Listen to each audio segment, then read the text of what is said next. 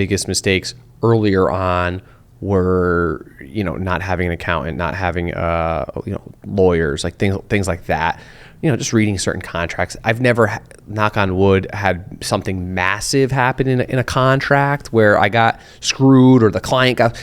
So I've never had those, fortunately. But there's been times where it's like, had I fully understood certain things, I would have known what the ongoing payment terms were for a 4-year contract that we signed into, and knowing that was going to cause delays in accounts receivable for 90 to 120 days. Well, I didn't realize these things early on, and they affected the next 3-4 years.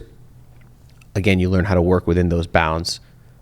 So, but if I had to look back and I had to say, or if I had to do it again, or I am doing it again, now you know what to look for. Now you know to say like, that's not going to work. That's not going to cut it.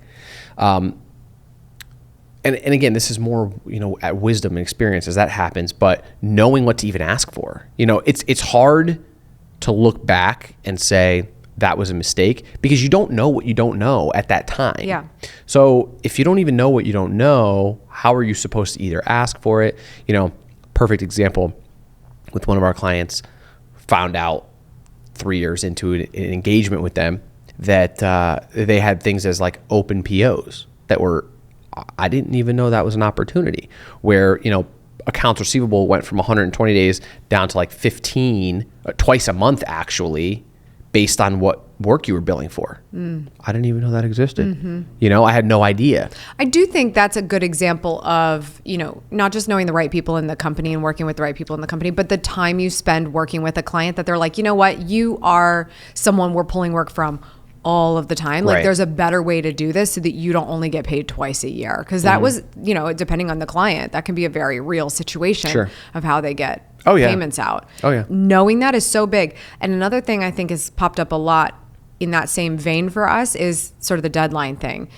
Yes, you can offer work and say, oh, great, we're going to do this agreement. We're going to do this many projects over this space of time, but be really specific on when the expiration date is on that. Because things can pop up, plans can change, pandemics can happen. Then you really have to start making some important decisions. Then you're giving away free work on credit for 3 years. You don't want to have a project that was paid for 3 years ago that hasn't been redeemed yet. Like nobody wants to see that happen. Right. Because it's just a cash flow issue, no matter how much you need to make good on it. Yeah. It's important you make good on all your promises, but make sure your promises are something you can make good on. And I think that's what contracts have the ability to do for you. Yeah. When you're fully aware of what's in them.